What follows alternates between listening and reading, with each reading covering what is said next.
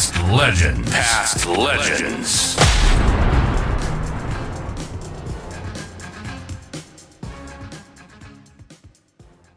And tonight we're privileged to have Tim Ginever on the line. Tim, 314 games for Port, 302 goals, seven-time Port's premiership player. Port Adelaide captain 94-97, Port best and fairest 94-97, South Australian Footy Hall of Fame in 2015. There is another premiership we will come back to in that as well, which Tim tries to hide about. So we will come back to that, and Dwayne Stewart messages him each year with the most significant achievement of his footy career. And also Port coach as well, Tim, but you weren't ever up for long service leave there, mate. Welcome aboard. Right, so let's get the insults out the way. All right? Thanks for joining us, mate. That's all we've got time for. We've done all your stats. That's all we've got time for. Mate, let's start, obviously, back with your junior days, obviously growing up down in Port Adelaide there.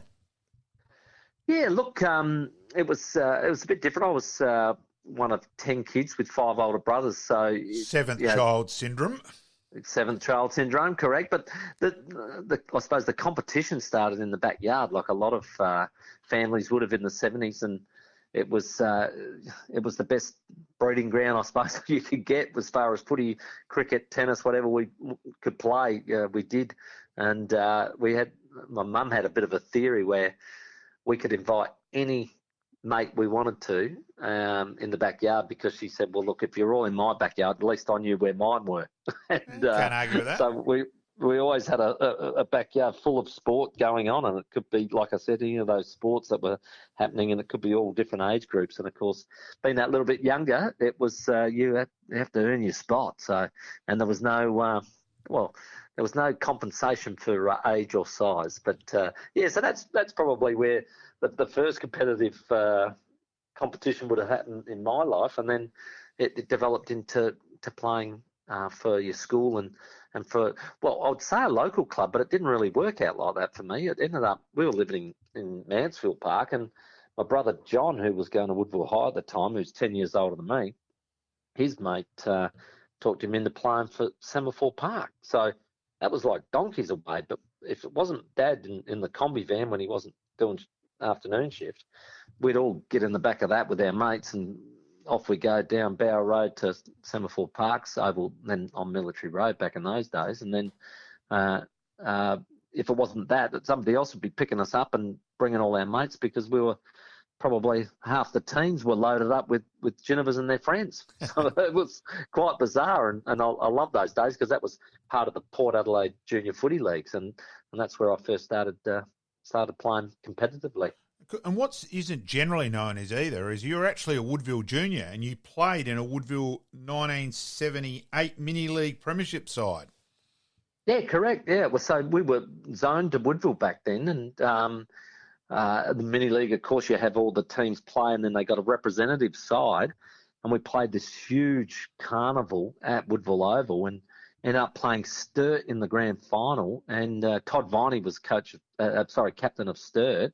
And we ended up with our coaches of Ralph Sewer and Lindsay Heaven getting up and winning the grand final. And it was bloody fantastic. What time did you get home with those two as coach? Well, I think they might have celebrated and left us behind. But it was a terrific day. And I remember, I think it was Woodville's first ever premiership of any level or any level, and the Coca-Cola Mini Cup, as they called it. And it was just a fantastic day. And Greg Anderson actually played in the side as well. Yeah, I am looking at that side as we speak. Yep. And, of course, coached by Ralph. Well, we're not sure. Is Ralph off the stage from the 80s, the 80s show we had a couple of years ago yet? Tim, is he still speaking? He was still telling stories, wasn't he? I love that, though. When you get a bloke like Ralph and he's in the mood to tell stories, you just let him go. Oh, he was... I reckon he would have just kept going all night if you hadn't stopped him. He was gold. So he was fantastic, and I love getting guys like that to reminisce about those times, and that was a really good day.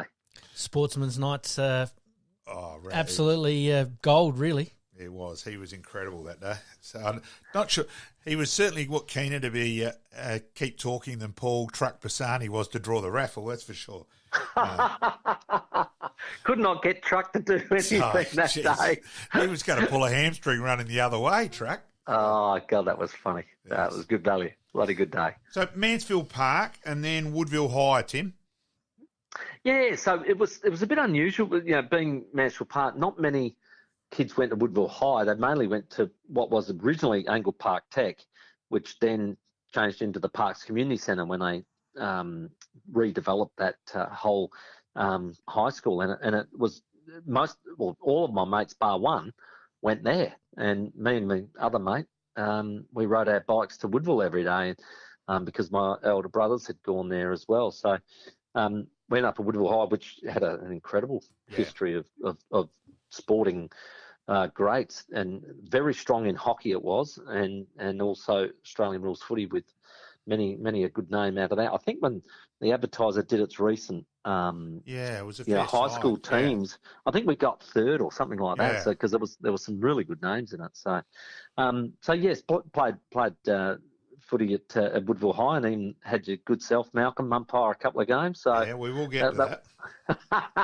They were good times. And then, like I said, I played in the Port Adelaide Junior Footy League as well at Semaphore Park at the time, which ended up becoming West Lakes, which then merged with St Michael's, which then became St Michael's, Old Scholars, Hindmarsh, and West Lakes. So Smosh West Lakes now. And I actually remember when we swapped over from Military Road over to this new ground that they built, and that was I think the back end of 1978 for the start of the 79 season, and that's where the ground is today. Let's not gloss over the fact that also you played in the 78 Sapsars estate side, which I have got the photo in front of me. I admit I am trying to pick a couple out there as well. So yeah, I haven't got it in front of me, Malcolm, but here's some names that I can remember. Up the back left-hand corner, there's a tall guy. Yes. His name is Peter Sexton. He actually played in the 36ers championship in 1986. Yep. Yeah. So he ended up being a very good basketballer. And I ran into Pete just this year when I went to MC their Legends room, which Brett Maher and Scott Ninnis talk in, and they said, "Oh, Timmy, this is Pete." I said, "Pete Sexton." And he said, "Timmy, you remember?" I said, "Remember? Mate, we're under 12 champions together. How could I forget?" So, it was really good to catch up with him and have a good yarn about that trip. But, of course, Todd Viney he's a fair bit taller than anyone else in that side, just quietly. Yeah, he's almost as tall as the coach. Yeah. Yes, exactly. And for that reason, he played in the ruck as well. But Todd Viney was the captain, and it was guys. It's quite a successful team when you look at it. I think there's Wayne Marnie, Darryl Borlace, Roger Yes, I Gurdon. thought it was Daisy. Yep. Roger Gurdon's in there. David Foote played a lot of good footy for Torrens. Who else is in there? Oh, there's a couple. Gary Argus played Sturt. Yeah, and Kilburn Motorcycle and Tattoo Club. Yep. Yeah, that's right. Yeah. Kicked 5 in a state game against Victoria. Correct, he did. Oh, geez, I'm just trying to remember some of the other lads that are in there. Todd Viney in a mini league game kicked the casual 7 goals for Sturt in a mini league game. Yep. And got a standing ovation at Unley. And he was a freak. Wow. He was amazing. He used to backspin.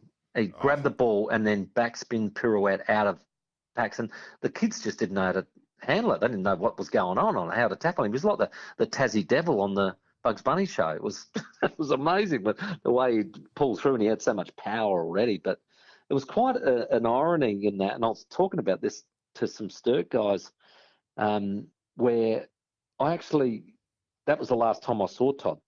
It was the under-12 championship. Yep. And we went, and ironically, I heard that the Sapsarza team's going to Albury Wodonga this year. And that's where we went to play the championship. Yep. And I'll never forget, we had a rest day, and I think it might have been a Saturday. And anyway, Todd's billet and my billet, because you remember the days of billeting where you just got shoved with a random family somewhere. Yep. Off you go, 12-year-old kid. Yeah. See you later. Nowadays, I did that in Melbourne one year. So we all did it. We did.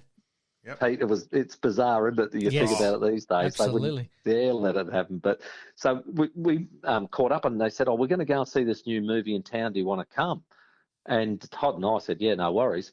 So anyway, we got in, got the popcorn and that sort of thing and sat down. And I said, do you know this movie? He said, nah, got no idea. And I'm not lying. The movie was Grease, 1978. Oh, jeez. Can you believe it? We Cult saw classic. Grease together for the first time ever. So it's quite a moment in our histories. But yeah, what happened was he was such a good tennis player Yes. because he was a state tennis player at the same time. He pursued tennis and off he went. And we never saw him again because, you expect to come across him in juniors or other state teams, and we just didn't see him. And, of course, he came back off the circuit when he was 19, I reckon, and he came back to play for Sturt. Yeah. And I'll never forget, we played him round 2, I reckon, Footy Park, 85, and I'm realising he's playing, and I'm pretty excited. Firstly, I've got to get the job done, got to win first. Yep. And we win, and then I'm beelining him to go and shake hands, and I didn't know whether he'd remember me, and he ran straight to me as well and beeline me. And I've got this photo, this black and white photo of me, him, and Greg Whittlesey coming off the ground, and me and him smiling, beaming at each other as we've just sort of shaken hands and reconnected. It's a great photo, one I absolutely love, and I probably should get a copy and send it to him. Yeah. It's amazing how those childhood memeries and childhood friends carry right through even to today. Oh, Greg Whittlesey's one of the great blokes in footy as well. Yep. He's one absolute ripper, that fella. He cleaned me up and picked me up and apologised. Yeah. And here we are talking about an under-12 Sapsaza that's stood the test of time. Now, let's get to it, Tim. Your greatest achievement of your football career, the thing which comes first, the thing you hold dearly, celebrate each year. Of course, you played in a Nord under-15 competition premiership side. And don't you revel in being reminded of that? And I would like to congratulate Dwayne Stewart that he does message you. And let me say, I'm a massive Nord supporter and I respect Port Adelaide immensely. And when I heard that, I said, Malcolm, you're pulling my leg, right? Oh, no. He goes, no, this is dead set true. Yeah. So we had to get you on, mate. We had to ask the question. Oh, Pete, and you played with Storm Boy. Yes, I did, Greg Rowe. But Pete, every person in life has a sin on their soul, and this is mine. Very good. And I've tried all types of baptisms, you name it, to remove it, but it keeps coming back to haunt me. Oh, he was pretty happy when I interviewed and when I found out about it because he wasn't exactly going to mention it when I interviewed him originally, and then I've gone, Tim, how about your Nord premierships? He's gone, oh Jesus, how'd you find that? I blame for that, Malcolm, for actually reigniting it. Is a bloke called Terry Barch. He played some footy at Norwood and coached a fair bit in amateur league and country leagues. And I was dealing with Terry Barch at because I was at the Little Heroes, and he was told transport, and they were big supporters at a massive golf day. And Terry and I got on like a house on fire, and of course loved our footy. And one day he said to me, "Hey, did you play at Norwood?" And I said, "No." And he said, "Don't bullshit me." He said, I've got a yearbook from 1980 that says the under-15s, congratulations, won the night premiership on blah, blah, blah, blah. And here's the lineup. And he said, and there's a T. Ginever in it. I said, "I'm sorry, Terry, I don't know what you're talking about." He said, "That's you." I said, "Look, it is. It is." And he said, "How did that happen?" Of course, I told him the story, and he's gone, "This is unbelievable." Anyway, he let it run riot. I think he actually put it in a bloody, it must have been a Nord newsletter. I can't remember how I found. It may have been with Stewie. I reckon it might have been having a chat with Dwayne Stewart, and Dwayne might have brought it up, I reckon. Well, I don't think it was Fanta, I admit that. No. I think it was Stewie. Well, see, Fanta went over to the Bulldogs, and he was out of the state for a while, so I was happy about that because he always mentions it. So I was pretty happy. But it was an amazing set of circumstances, Pete, on how it happened. So my primary school teacher and footy coach at the time in '78, who sort of pushed me through to the under-12 Sapsaza, he just gave me a phone call a couple of years later and said, "Oh, Timmy, how you going, da, da, da." I said, "Yeah, good, mate." I'm thinking, "Mr. Robertson, what are you calling me for?" And he goes, "Oh, I'm coaching in this under-15 competition." And I said, "Oh, that's good." Yeah. And I'm thinking, "Why is he ringing me?" Maybe he's coaching Woodville, you know.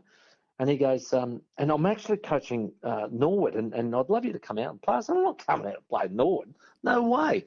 And he goes, "But yeah, it's under-15 competition." I said, "Well, you understand, I have to play for Woodville anyway." I said, "I'm in the zone." He said, "Woodville don't have a team." And I said, "Oh, ripper," because this is right at the beginning of under-15s being created. Yep. And I said, "Well, that's great news." I said, "I can go and play for Port Adelaide." And I'm thinking, "You ripper, the dream's coming true." And he goes, "Port don't have a team in this year either." I said, "Oh, God." I said, "All right, well, I don't care anyway. I'm not playing." And he started going. He said, "No, I really need you," and blah, blah, and all this. And then he just said one thing that clicked my ears up. And he goes, and we play on a Wednesday night at Theberton. And I went, "Nighttime?" And he goes, "Yeah, nighttime." Now, you got to remember, this is 1980. Yeah. The only night games that were played back then were the Ardith Cup. Yeah. Yep. And things like that. Like, night footy was a rarity. Yes. And I never forget, I was thinking, wow, because I used to go to Norwood and watch, you know, Norwood play East Fremantle or something like that. And they'd wear that black stuff under their eyes and the white footies and all that. And I said to him, "So it's at night time?" And he said, "Yeah, it's at night time." And I said, "Can I wear that black stuff under my eyes?" And he said, "You can wear whatever you want, just play." And so I went out, and I'll never forget, I had to train Mondays with the under-17s, and that's when I sort of first ran into a bloke called Gary McIntosh. And I sat in the rooms, and I was always early because my teacher took me up there, and I'd sit there, and then I'd watch all the boys come in. And it's a really interesting dynamic compared to Port Adelaide, and where you had all the Blazers coming in from the colleges, and then you'd come all these scruffy kids coming in who come from like the Campbelltown Highs and Gillis Plains and all that. So you had this two distinct groups that was not, you know, sort of bit foreign to me. And then of course blokes like, and I'll never forget, the first bloke that went straight up to me was a bloke called James Fantasia, who was just an absolute gentleman and still is, of course. And he just said, "Well, who are you, mate?" And shook my hand, and he just took me under his wing. And then there was a couple of other guys. Dwayne Stewart was excellent. David Payne. And when I trained with the 17s, because Gary was he was too good for 15, so he wasn't playing. He was up in the 17s, but those guys were just really nice. And I remember Mr. Fantasia was just, he'd go and watch every training session, you name it, and he was just such a gentleman. Great man. Lovely people. So, so we ended up playing, I think it was 5 minor round games we had to play and sort of like and see who was up the top, and then you had to play a semi and a final, and we got through to the final. And I remember I was sort of playing half forward, if you like, because I was an underager. And we, I'll never forget pulling on the Red Sox, the jumper. Jeez, isn't that bringing the emotion out of you, Timmy G? The bit that got me the most, the bit that really hurt me, was when I pulled on the Navy shorts and this bloody AGC badge was on the shorts. Beautiful, wasn't it? And that was just distinctive of Norwood. AGC were a sponsor for forevermore, weren't they? Yeah. And I just sat there and looked at these shorts and I thought, what are you doing? What are you doing here? And it was amazing. We got through, like I said, to the final. Pete's actually got a pair out too. Oh, did you? Yep, he's just got a pair there out. You go. You know what I'm talking about. Yes. Are they the zip up with the button up? Beautiful AGC logo we're looking at. I don't reckon that you'd fit into those these days, Pete. No, unfortunately not. I might get one leg into them these days. Well, I don't know what I might have chucked mine out. I think come on. I reckon you've got I didn't want any evidence. I didn't want it framed on your wall, Tim. But then I ended up, we played the final, and I remember we played, they were called East Torrens, and they were a mixed bag of sort of Torrens and North.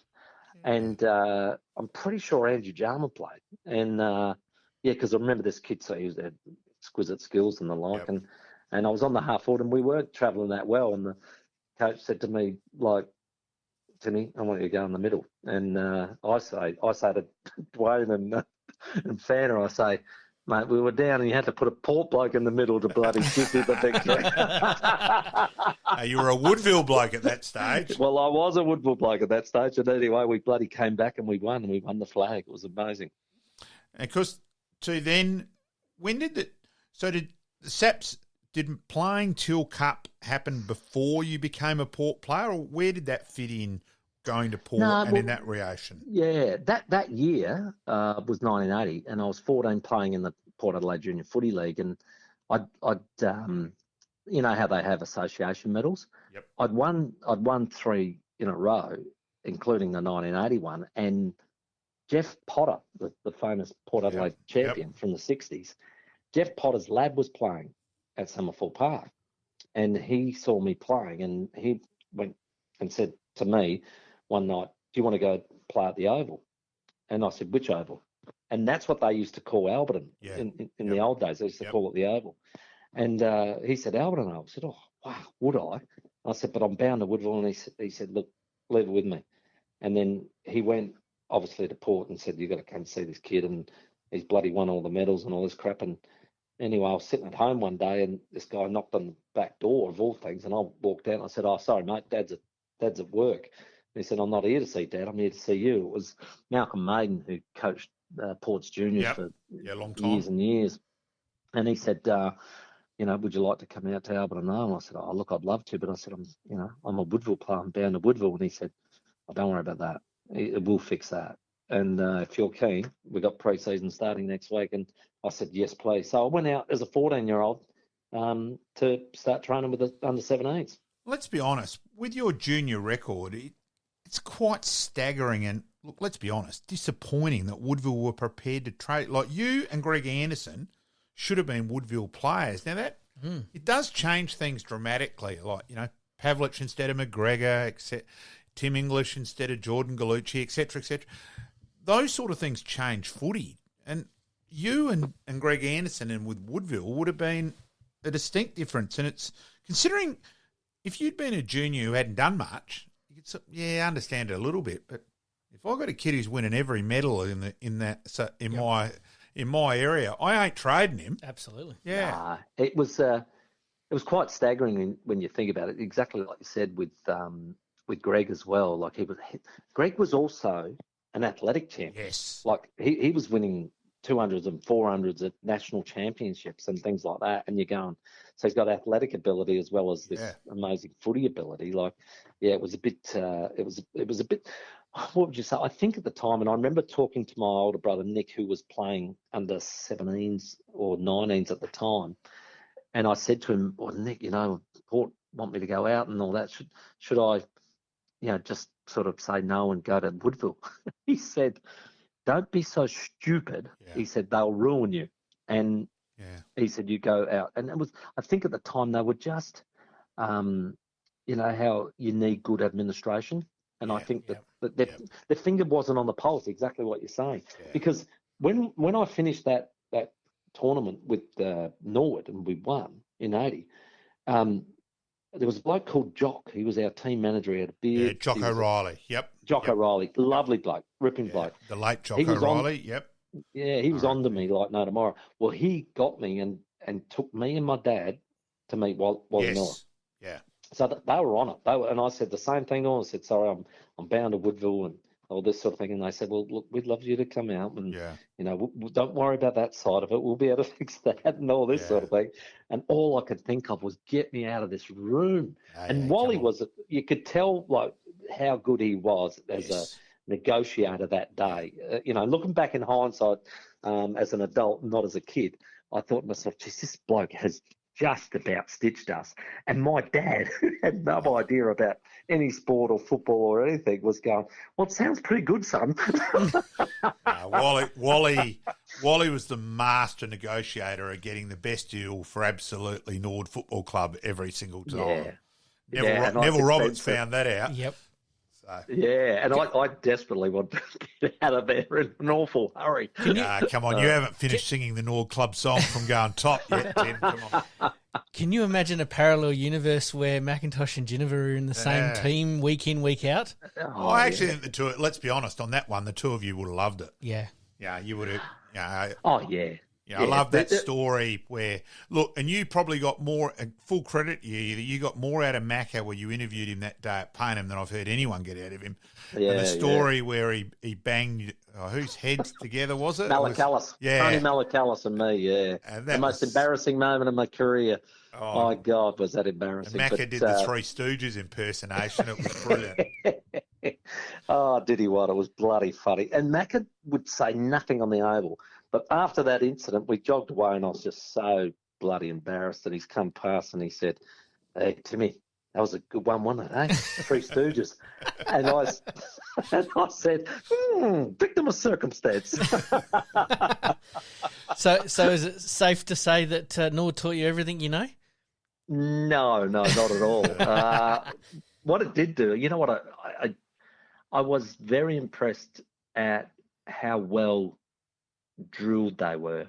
Yeah. And because I was training with the 17s, I was impressed with the way they did their drills and the discipline around where you had to kick the ball and where you had to lead. And there was all these things that I was sort of going, wow, I've never trained like this. And at that stage, I hadn't trained with a senior club. And it was sort of like, wow, this is quite impressive. Then when I went to Port Adelaide, we didn't train like Nord, and we didn't have those plays in place and the disciplines around where you kick the ball and how you kick the ball and who leads where and all that. Yeah. But what I felt at Port Adelaide was this incredible hard edge. Yeah. Yep. It was like, this is, that saying where they say, it's football's not about life and death. It's more serious than that. Yeah. That's how it felt at Albion. Oh, and the amount of times, especially big games, finals, Port won, because of your desperation. We look afterwards and look at the sides and go, God, we're a better side on paper than that. And then you'd remind yourself, Port were more desperate. Yep. They wanted it. You annihilated Nord in the final. I reckon Nord only kicked 2 or 3 goals.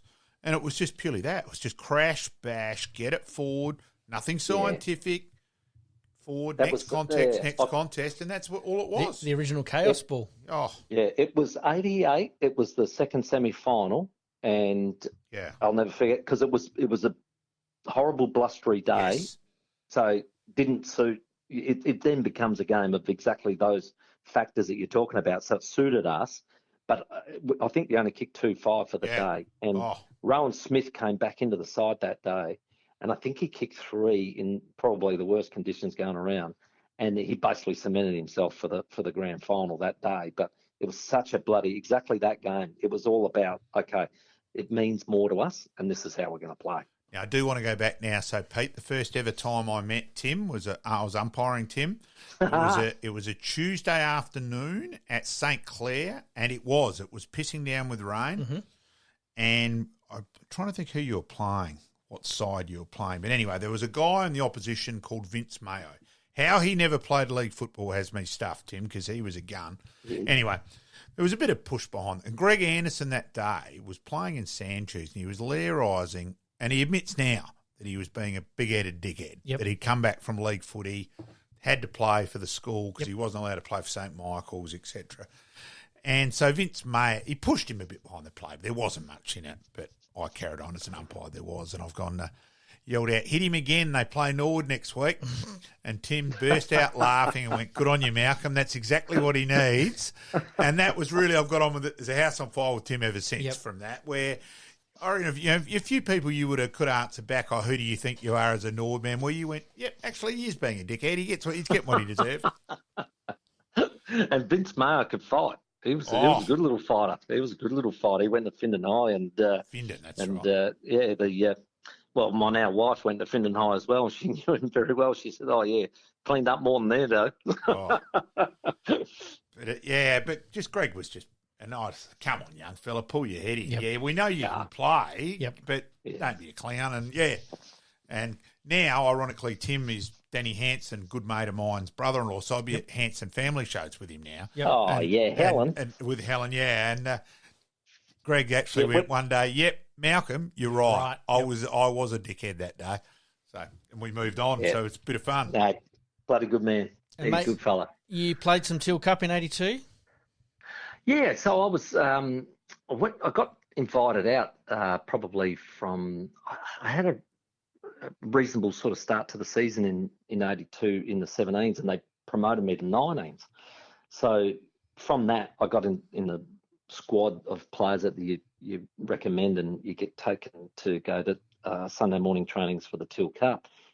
And Alan Stewart was coach, and I thought to myself, this is great. I'll just try and impress this year and get myself into the team next year when I'm 17.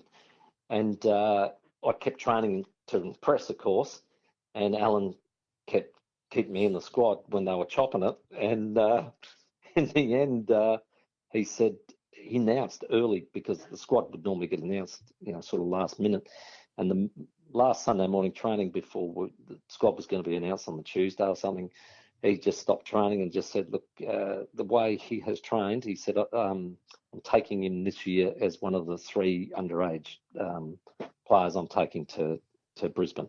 And I was like, wow, I didn't even have to wait for the moment to get anointed in the squad. And I thought, wow, I'm going. And it was such a bonus, because if you get 2 years at Teal Cup, the second year you're more relaxed about it, or more experienced about it. And this was incredible. So myself, Andrew Jarman and Greg Anderson were the underages, I think. Yep. And then we went away to Brisbane. A few names in that side: Michael O'Brien, Jars, as you said, Stephen Barrett, Peter Simmons for North Adelaide, Adelaide Uni Premiership coach, David Payne, Payne, David Kapler. Probably the greatest achievement you've got in that, Tim, is you somehow managed to get on the back row in the photo, which is quite ridiculous. I don't know. It's probably the only time I've ever been on the back row. Yes, I was thinking that. You sure you're not standing on a couple of phone books, mate? The photographers are full, I think. So keep looking. Dwayne Russell. Dwayne was captain. Dale Lowby. Pete Brinkworth. So, there's a few in there. Yeah, good little team, that one. Of course, too, the guy, Jamie McPhee, Australian under-19 cricket captain. Correct. Yes, he could. Australian under-19 captain, and the side was Mark Taylor, Mark Waugh, and Steve Waugh, and Danny Buckingham and Ramshaw, and he was the best player of the lot of them. Wow. Jamie McPhee. So trivia there. Good bloke too. Yes, good bloke. Jamie. I was with him. He was over in Adelaide a couple of weeks ago. And did I reckon Sorry, go on. So I think Michael Murphy was in that team as well. Played at the Bays and Brisbane, and Michael Murphy. Yeah. Mm. And did I read right that you made the 82 All-Australian Teal Cup team as well? Yeah, I did. I remember I was on the bench for the first game, and Dwayne Russell came up to me, and I was just excited to be playing. And he just said, listen, you'll get a chance at some stage, make an impact. And I thought, yeah, right, I will.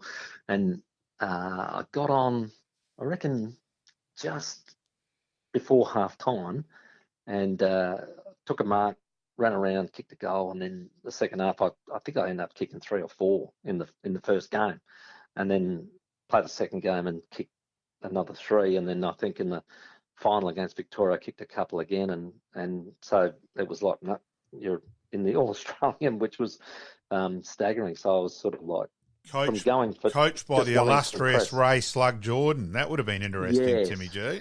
Yeah, he was a different character, old Slug. Don't worry about that. But there were some names in that. I mean, Paul Salmon was like there. Yes, there he is. Damien Burke and Paul Salmon were their ruckman, and they were about 6'7" or 8 then. They were huge. Yeah, I'm looking at now. I can pick Sam. It's really hard to read the names underneath, but you can certainly pick Salmon and Burke, as you've said that. Oh, they're huge players. So, yeah, they had quite a dominant team, the old Vics. But, it was a great experience for me coming away with an All-Australian in the first year. I'd never forget Darren Harris played for us. South Adelaide went to North Melbourne. And I'll never forget, we played that game. He played fullback and he ended up playing a pretty good game. And as we were coming off the ground, a bloke walked out to him, shook his hand and gave him a Carlton Guernsey. and because there was no draft back then, and so they were just used to entice you with Form 4s and the like.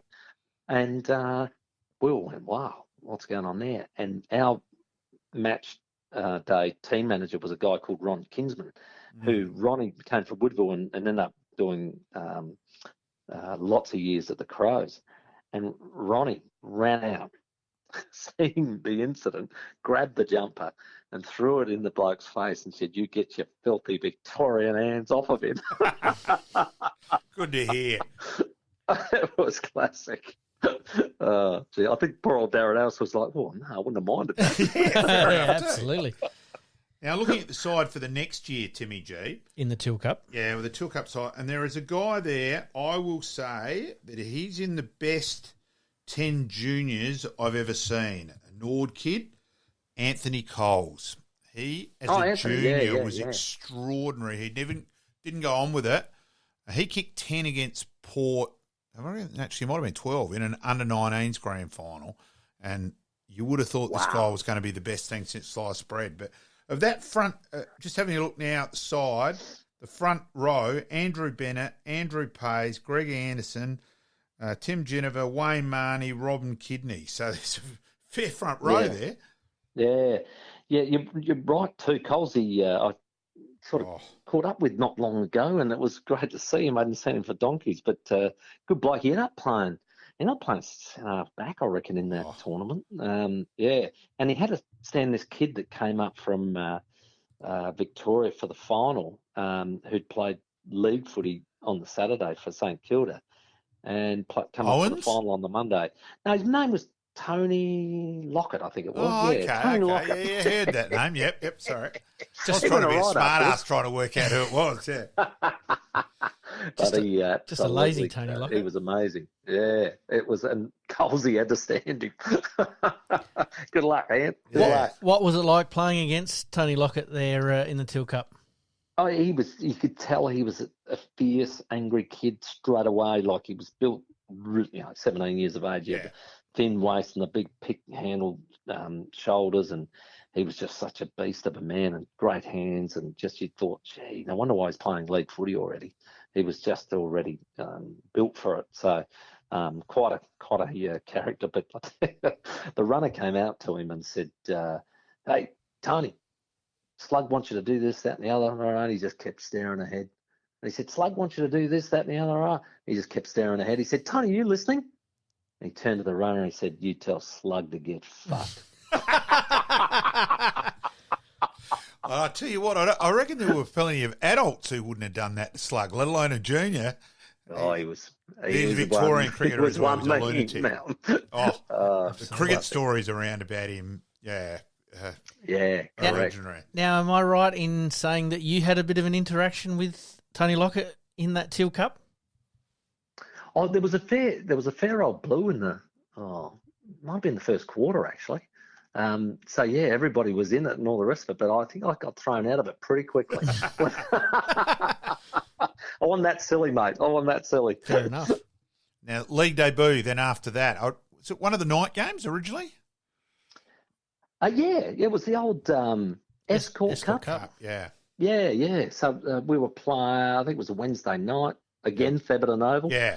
And it was a horrible evening, and it was going to rain, all night. And we were playing school footy, and of course I said, "Well, look, I'm not playing because I've got to play league footy, but I'm on the bench." And back in those days, you sat on the bench, you might get on, you might not. And so anyway, I was standing watching the game. We're playing Findon High again, ironically, but at Findon this time. And we were down at 3/4 time, and the coach looked at me and said, "How about we drag your mate and you put his gear on and go on?" I said, "Yeah, let's do it." So I played the last quarter for Woody High. Luckily got out of it unscathed. We won the game, packed up my gear, went home, got picked up and went to play league footy and thought, "Oh, you beauty, I'll just be sitting on the bench all night." And was so Trevor Robertson coach? Was Weasel was Trevor coach? Trevor wasn't, not that night. No, he wasn't, but he did coach us, Trev. Yeah, good man. Former state cricketer. Correct, good keeper. And so we sit there in the box at Tebby and thought, got the rug on, and you beauty. And no word of a lie, 5 minutes in, injury, Timmy, you're on. So I ended up playing just about the whole game, and I really enjoyed it because I was out there with league players and the like, and I ran past Daryl Schimmelbusch had a really good game, but I ran past him when he got a free kick, and I said, "Shimmer, shimmer, shimmer," and he went to handball it to me. And then he said, "Oh, little bastard." And he started chasing me up. And then after the game finished, he come up, shook my hand, and he said, "Hey, that was clever. That was really clever." And like for a 17-year-old to do that to a senior player, like it's a bit cheeky, isn't it? You've always been the smiling assassin, Timmy, that's for sure. So then you establish yourself in the league side in 84 and go through and play in the grand final. Look, I know you're going to say you're Nord, man. You're giving me shit because Nord won and all that. But in my book, the 73 and 84 grand finals are the two great grand finals in SNFL history. Yeah, I think from a spectator's point of view or an outsider's point of view, it's one of the great SNFL grand finals of all time. But for me personally, it was probably premature. That was only my 6th game of league footy. Yep. And I came in really late into the team. I think so we won the second semi, and I played a game earlier in the year, so there's one. So I played the last 3 minor round games and managed to kick, I reckon, 4 and 3 in the last 2 games. So sort of had my spot, if you like, as a sort of what would you say, forward pocket who gets about 5 minutes on the ball. Yep. And so the second semi, we played the Bays, and I play exactly that role, but I kick 2, and we play really well and we win. And we've had a great year. I then sat there nervously for a fortnight going, am I going to get a game? And I was sort of thinking, geez, I might be lucky to stay on the side. And then it was a bit of a surprise. We're staying with you. We got a couple of injuries, which I think threw things up, and they probably didn't want to make too many changes. And I played, but they changed just about everything, because you used to get a bit of a run on the ball, but Paul Belton was sort of number 1 rover, and you might get 5 minutes in the quarter. Because of, and you well and truly know this, Harvey comes into the team to tag Ash. Yep. So that takes out one midfielder, and that was Paul Belton. So Paul Belton was forced to a half-forward flank, like permanent. That forced me deeper as a forward pocket, if you like. And then Bomber, who would have been, say, the sentimental of the time or the ruck rover, he was sort of the loose midfielder, if you like. And then Bradley as well. And then Bradley was playing almost the exact same role. Yep. And it just changed the whole dynamic of everything. And then Barmy brilliantly puts Aish to full forward, and Max James ends up on the ball, who hasn't played a league game for about 3 years. Yeah. So it was it was funny. I always felt like we rearranged our chess pieces to match Norwood's. Yet we've been the dominant team all year. Yeah, that's fair point. Yeah. There. And you've been unlucky too. Lester Ross had a fair old game in the grand final. Lester Ross could seriously play as well. Oh, he's a great player. But, look, I think basically the first quarter was all, a fast-paced blur for me. I think in hindsight, if and as players do today, you rotate off the bench. I think if you had that 15 or 20 minutes to get all that out of your system, go and have a 5-minute breather and then come back on in the second term, I think you probably would have settled down and had a good game. Yeah. But what happens in those days, because you're stuck in the forward pocket, well, the first one to come off is one of the forwards, isn't it? And I was the one that came off. I came off and I sat there until the 29-minute mark of the last quarter. Yeah. I did remember you were on the pine a fair bit. Yeah, and I remember coming, because I was almost in a blur. I was almost became almost like a dream sequence where you just weren't sure that you were there and it was happening, and it was such an intense game that, sort of what's going on, and when will I go back on? Won't I? The shame of being on the bench, because it was shameful back then. If you were on the pine, it was completely shameful.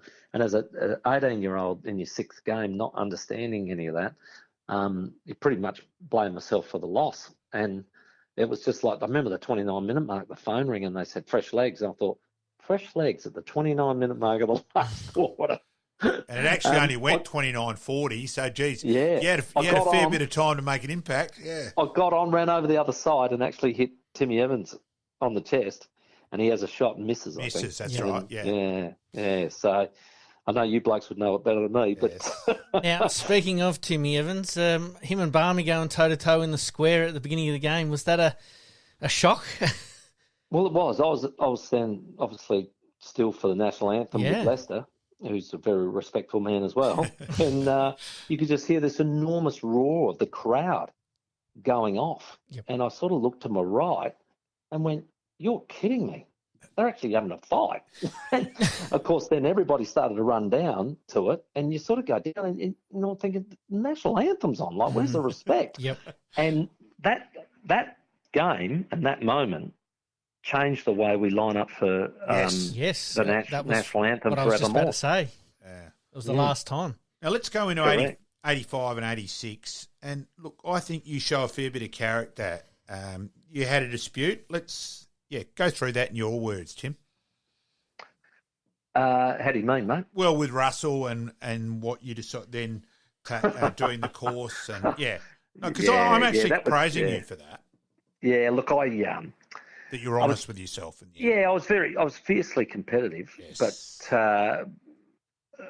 built myself up into a game into such a frenzy that you lost perspective, and as much as I had to be sort of kamikaze in my mind to get a kick, I was losing all perspective about, keeping your blinkers open and being more aware of what's around you and who's around you.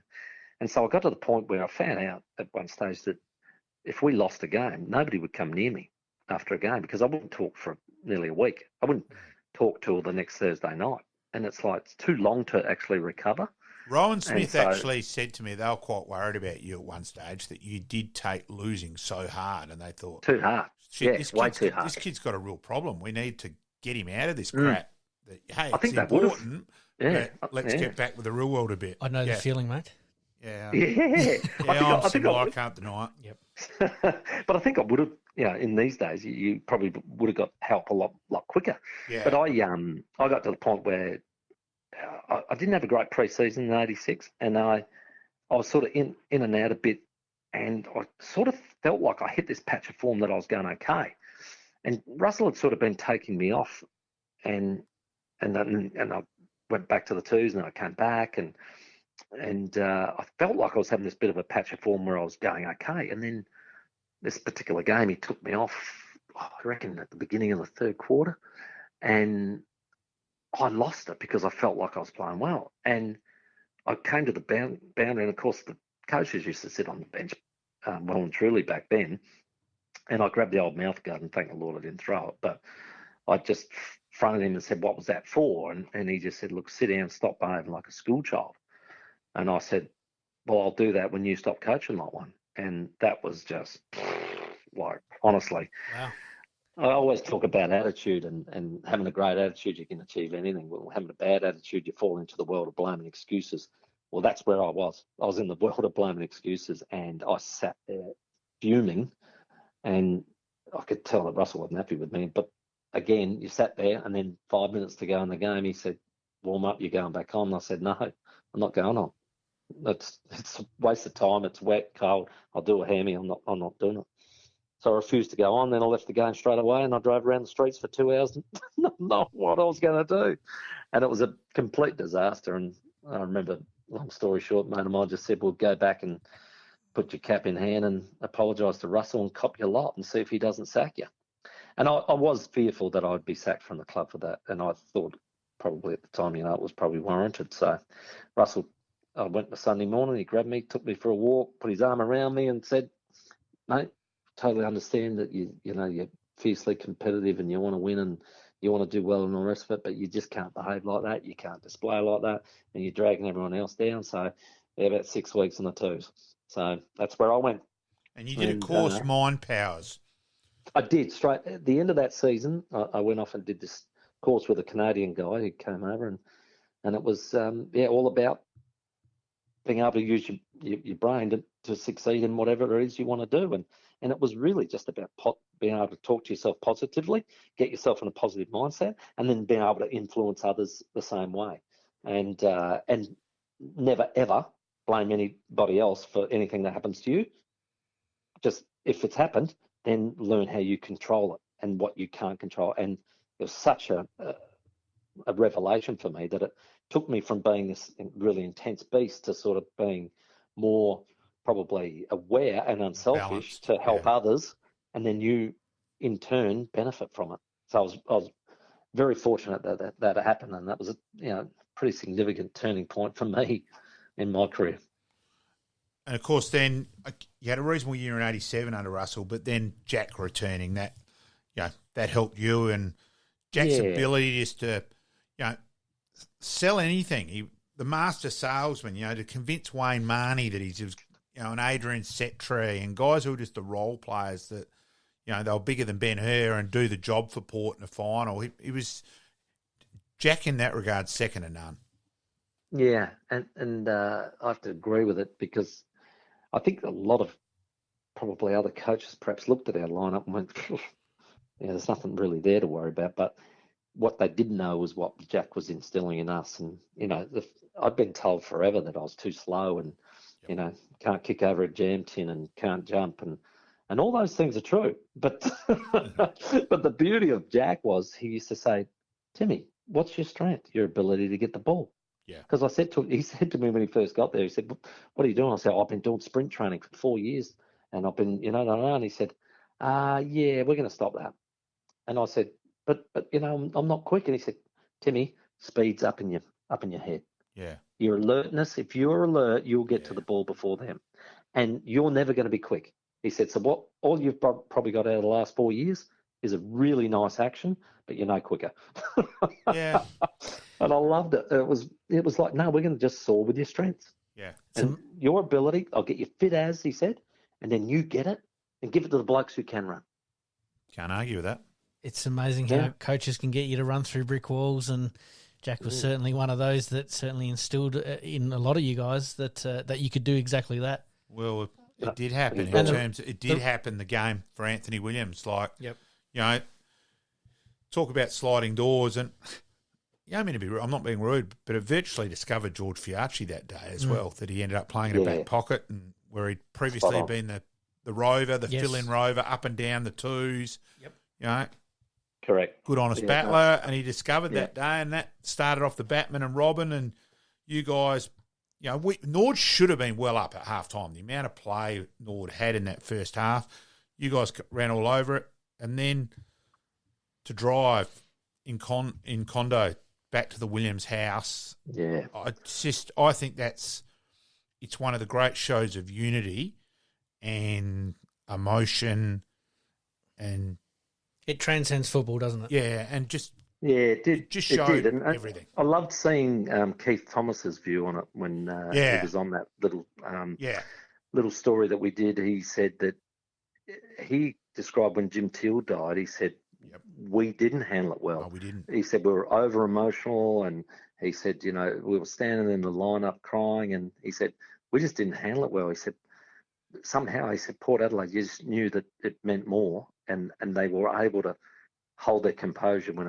it mattered, and you can't blame anybody for anything. You just don't know how you're going to respond on those days. Barmy admits that we handled that badly in '86 as well. Spoke about it at length, and out of that, it was interesting where you said some of the younger guys, they knew from looking at the senior guys, because it was Nord. It was before the elimination final against Woodville. Went over in front of the scoreboard and thing, and the younger guys who hadn't been as close to Jim were looking at the older guys going, "We're no chance. We're Port.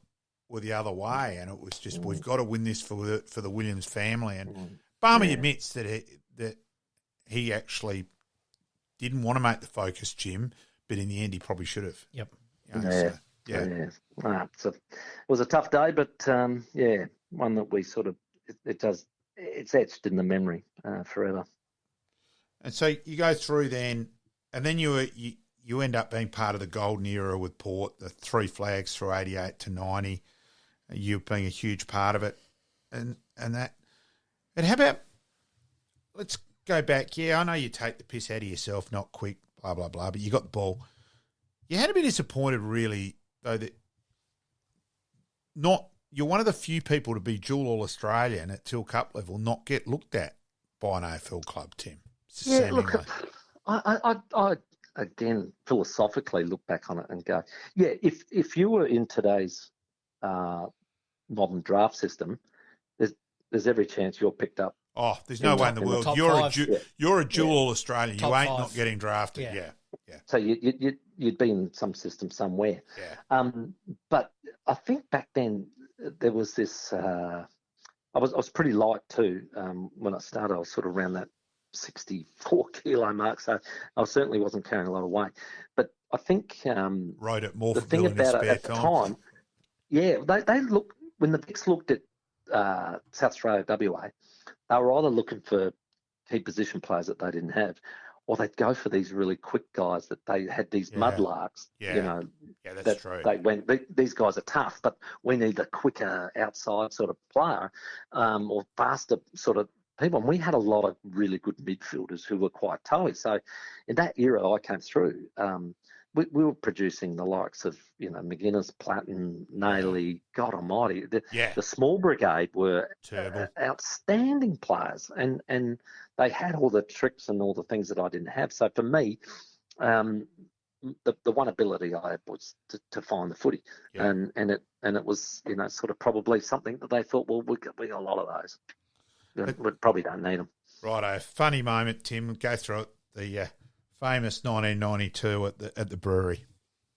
Yeah. I'll make this my last one. They're calling me for dinner. But you know what's sad, Malcolm? Driving up Port Road, and the bloody chimney's not there. Yeah. It's unbelievable. Yep. God almighty, it's sad. But they were I always say one of the great traditions of Sandford footy, and we've had it for a long time, is the chimney and the Tuesday. And we made it our whole routine. Greg Phillips would roll it out and say, this is what we're doing this day, this is what we're doing the next day. And you top it off with the chimney on Tuesday. We'd go fishing or crabbing on the Wednesday. It was just such a great week, and you'd always look forward to it. And of course, that year 92 was Greg's only as captain. Yep. And we got up on the stage and did all the things, and then as we're coming down, Greg says, hey, boys, how about we go up, have a photo? And I said, photo? For me? Yeah, no worries. And of course, back then you had all the television stations, you had all the papers, and when I do my stand-up gig, I say, I said, back then there was the advertiser in the morning and the newspaper in the afternoon, and I said you'd have the Messenger on the Thursday night, and I said, and they were all there. I said, along with Football Times magazine and Hustler magazine, I said, and they were all there. And people like you blokes that laugh, I go, what are you laughing at? Do you have a copy of that? And then we got up the top to the roof, and I thought we were just going to walk over to the chimney, stand there, the four of us, and it was Greg Phillips, Mark Williams, Paul Northeast, and myself, and we just stood there and had this photo taken. And then they said, go up the ladder a bit. Well, Greg took off. He just went. And Choco stopped us and said, hang on. We've got a typical Choco. Got to get you in shirt order, because some of us had a black shirt and the others had a white. So Greg had a white one on. So he said, Norther, you go next. You got a black. I'll go third because I got a white. And Timmy, you're last because you got black. I said, right, done. So we're black, white, black, white. So we get to the ladder, and I did not climb a rung. I just turned around and had a photo. And then they said, can you go up a bit further? Well, Greg took off. Norther followed. And then Mark goes, and then I go. And before I know it, I'm halfway up the ladder, thinking to myself, oh, shit, this is ridiculous. I'm shit scared of heights. And the only reason I did it was because I thought I was going to be front page of the paper. So off we go. This is how obsessed I am with being noticed. So up they go. It comes from a big family and number 7. So up they go, and Greg firing up, and I said, Greg, how far we going, mate? He said, all the way, Timmy, all the way, mate, just like we did on Saturday. We're the champions. And I'm thinking, oh, shit. And then Paul Northeast is next. He's not saying a word, and I'm thinking, oh, this is bad because he's a psycho. And then Choco, and he will not shut up talking. He's going, "Oh my God, Timmy, this is incredible. This is a brand new fear. Don't look down, Timmy, for God's sake. Oh, look at this." I said, "Shut up, Choco. Let's just get to the top." So we get up there, and Greg, he fires around, and then Norla goes, and he's not too steady on the feet. And then Choco goes, and he's bloody chatting away, blah, blah, blah, blah. And then I get up, and I am absolutely gone. I don't know if you've ever had that feeling where in your guts you've completely lost your balance, and my legs are wobbling. And so I've crouched down. Yeah, you are. You're holding it far more than anyone else, Timmy G. And I can hear this little ant down the bottom say, "Stand up, stand up." So as I stood up, and for a proper upright photo, I didn't realise, but it's a fair dinkum chimney. And the wind changed direction, and the heat off of the chimney, I felt like it burnt my head, and I thought I was like Michael Jackson and the Pepsi ad. My hair was on fire. Well, I dived for the rail, grabbed what I thought was the rail, which was the gate. I went flying out on the gate, and Mark Williams grabbed my arm and pulled me back in and said, "Hang on, mate, we haven't finished the photo."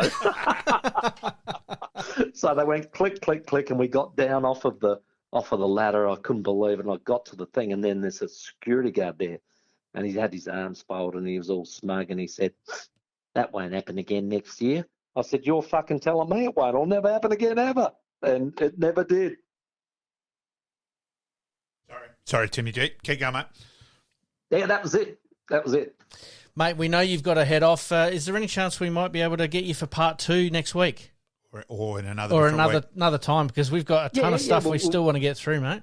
Yeah, no worries, buddy. That'd be great. Yeah, we'll do it 2 parts, and we'll stir you up, because you also, let's not forget, he did meet his wife at Heaven nightclub. So there's plenty more to come. We won't add that one to the teaser just yet, but we'll talk about it next time or next week. At Malcolm, it was called Bojangles. Yes. And the highlight of Bojangles was making sure you were still there for the last song of the night at about 6:30 in the morning. Love it. All right, boys. I'll catch you then. No worries, mate. Thank you very much for your time tonight, and we'll touch base and see when we can fit you next week. Beautiful. Thanks, Pete. Thanks, mate. Cheers, mate.